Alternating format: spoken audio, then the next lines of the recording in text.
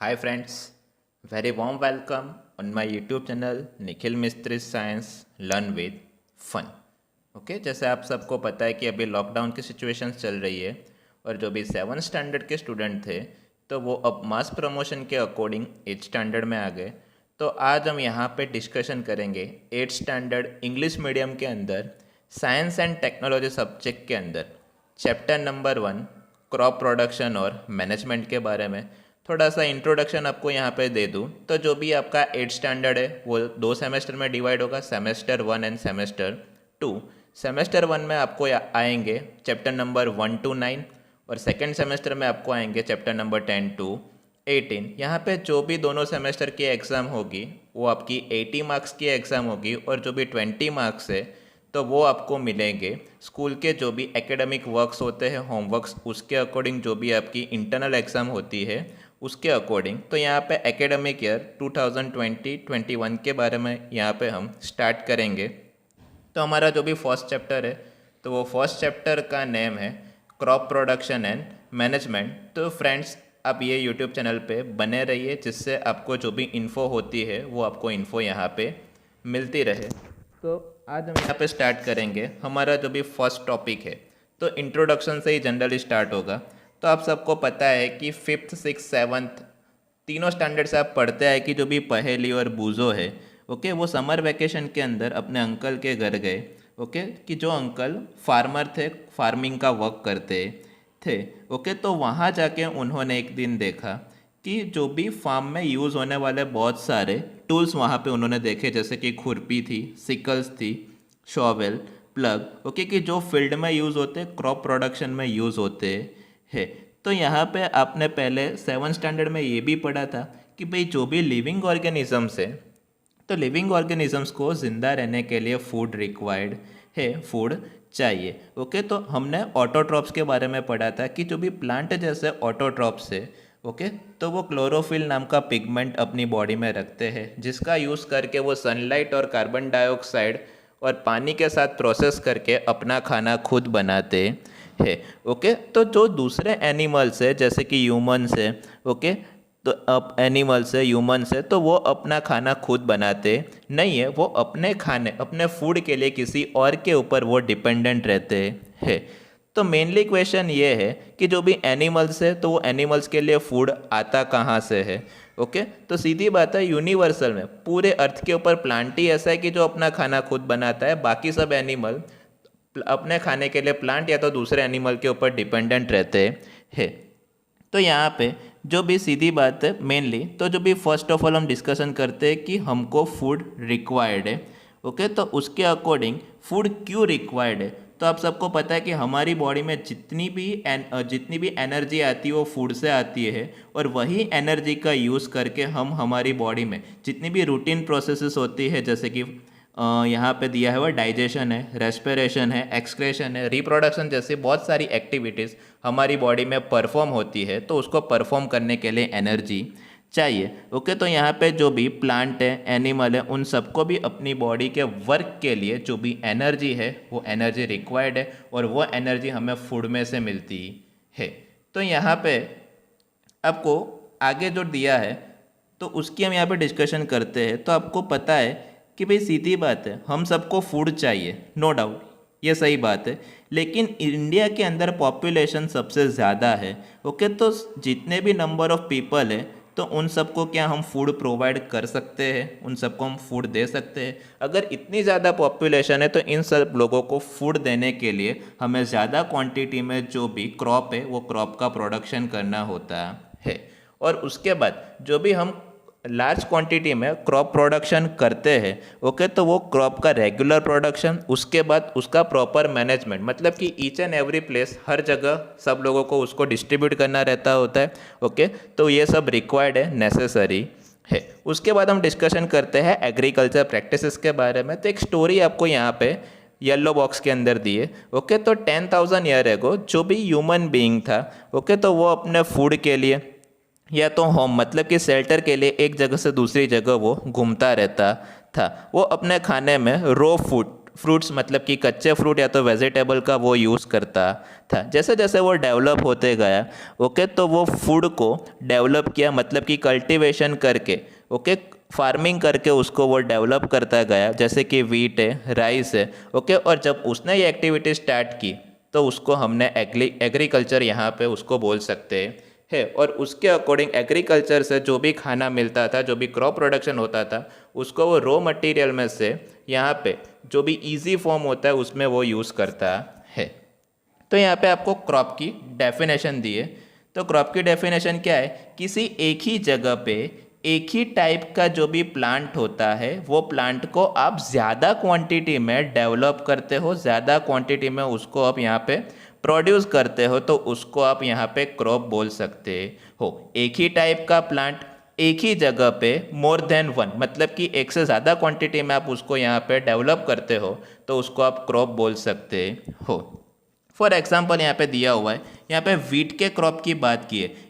इसका मतलब कि जो भी फील्ड है उसमें अपने जितने भी प्लांट प्रोड्यूस किए, जितना भी अपना प्रोडक्शन किया, वो सब क्रॉप जो भी वीट है उसके ही प्लांट हो गए। राइस की बात करते हैं तो यहाँ पे जितना भी आपने क्रॉप प्रोडक्शन किया है वो सारा का सारा राइस का ही होना चाहिए। ओके, आप सबको पता है कि इंडिया के अंदर जो भी क्रॉप है तो वो crop each and every place पे डिफरेंट डिफरेंट होते हैं, जैसे कि सीरियल्स है, वेजिटेबल्स है, फ्रूट्स है, ओके। और ये सारे एटमॉस्फेयर कंडीशंस के अकॉर्डिंग, सीजन के according each and every part में डिफरेंट डिफरेंट होते हैं, सीजनेबल जिसको आप बोल सकते हो, ओके। इंडिया एक बड़ी कंट्री है और यहाँ पे क्लाइमेटिक कंडीशन जैसे कि टेम्परेचर, ह्यूमिडिटी, रेनफॉल, ओके, वो हर एक रीजन में, ईच एंड एवरी रीजन में डिफरेंट है। जैसे कि ईस्ट में रेन ज़्यादा होती है तो वेस्ट में राजस्थान और कच्छ में रेन कम होती है।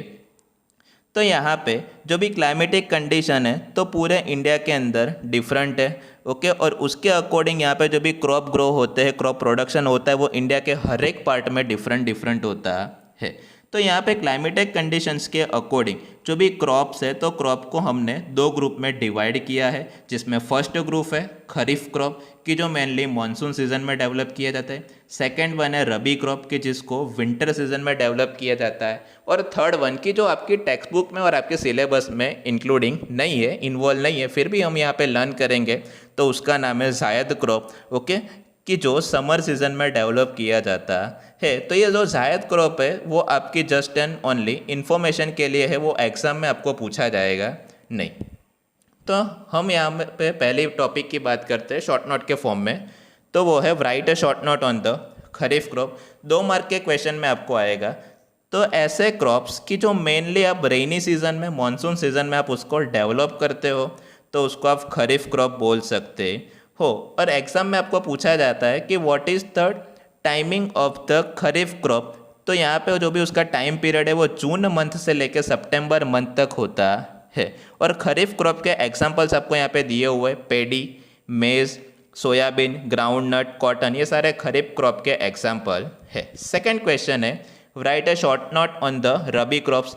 तो रबी क्रॉप्स के बारे में हम यहाँ पे डिस्कशन करते हैं कि जो क्रॉप का प्रोडक्शन आप विंटर सीजन के अंदर करते हो, ओके, तो उसको आप रबी क्रॉप बोल सकते हो। और जो भी रबी क्रॉप्स है उसका जो भी टाइम ड्यूरेशन है वो अक्टूबर मंथ से लेकर मार्च मंथ तक होता है।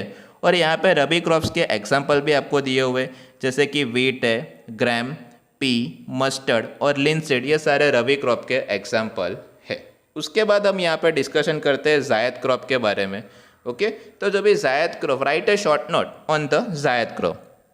तो जो क्रॉप का प्रोडक्शन आप समर सीजन में करते हो तो उसको आप जायद क्रॉप बोल सकते हो, ओके। और जो भी जायद क्रॉप का टाइम ड्यूरेशन है वो इंडिया के अंदर अप्रैल और मई मंथ में है, ओके। और मेनली जो भी वेजिटेबल्स होते हैं, सीरियल्स होते हैं, उन सब का प्रोडक्शन आप यहाँ पे जायद क्रॉप के फॉर्म में कर सकते हो। पल्सिस है, वेजिटेबल्स है। फ्रेंड्स, ये जो क्वेश्चन है वो आपके एग्जाम में आएगा नहीं, just for your information, okay. हम यहाँ पे नेक्स्ट बात करते हैं तो basic practices of the crop production. तो देखो यहाँ पे क्रॉप प्रोडक्शन करने के लिए जो भी फार्मर्स होता है, ओके, उसको कुछ एक्टिविटीज़ टाइम टू टाइम यहाँ पे उसको फॉलो करना होता है। तो यहाँ पे बात करते हैं तो आपने देखा होगा कि जो भी फार्मर्स होते हैं या तो जो भी गार्डनर होते हैं वो क्रॉप प्रोडक्शन के लिए टाइम टू टाइम बहुत सारी एक्टिविटीज़ को वो परफॉर्म करते हैं। ओके, जिसको आप फार्म एक्टिविटी भी बोल सकते हो।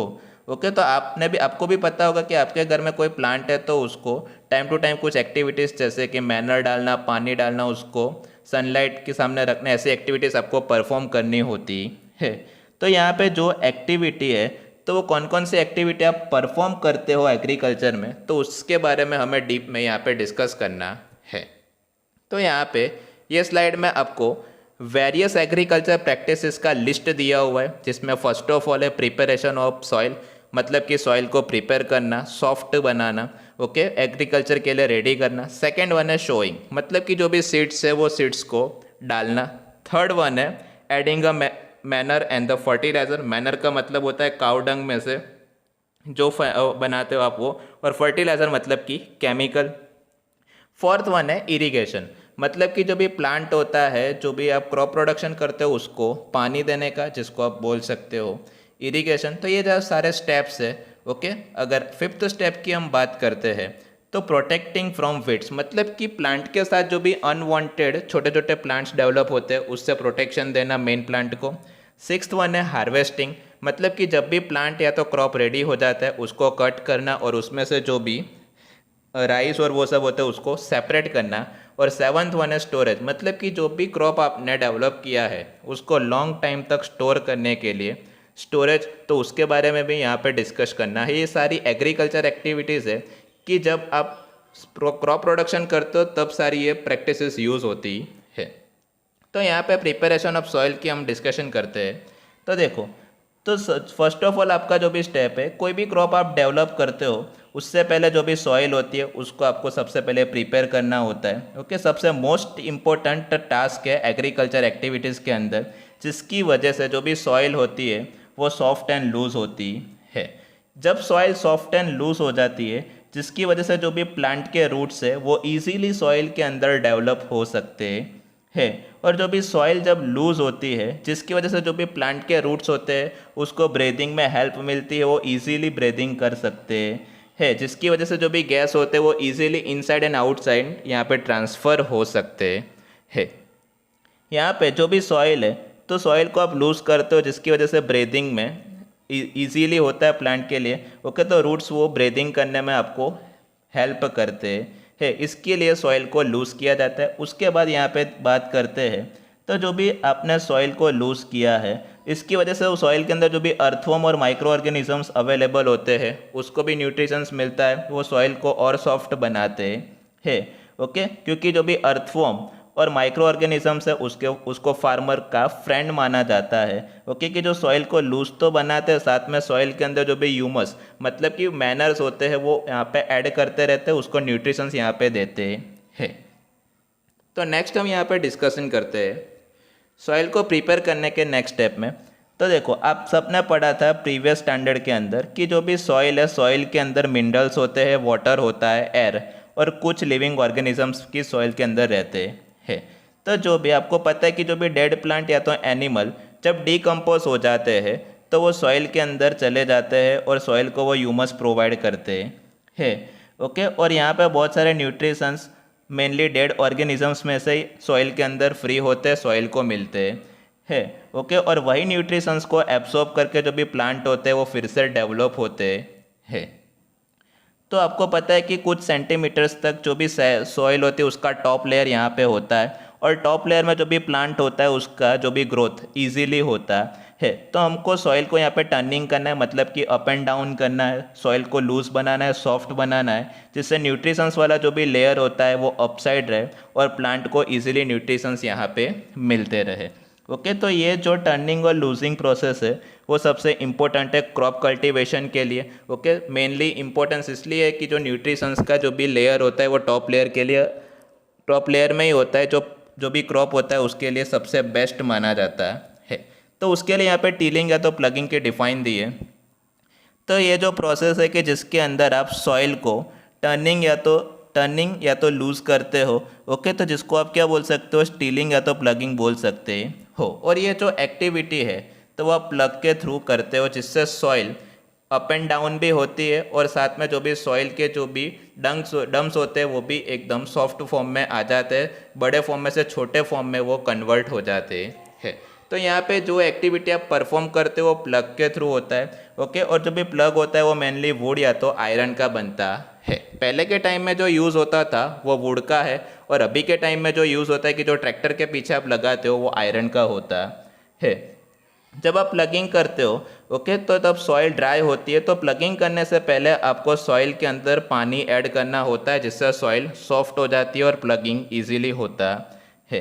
तो यहाँ पे उस टाइम पे आपको पानी डालने से थोड़े सॉइल के क्रम्स भी मिलते हैं, ओके। तो वो क्रम्स को आपको ब्रेक करना पड़ेगा, तोड़ना पड़ेगा, जिससे जो भी क्रम्स होते हैं वो कॉम्प्लिकेटेड फॉर्म में से सिंपल फॉर्म में आ जाते हैं।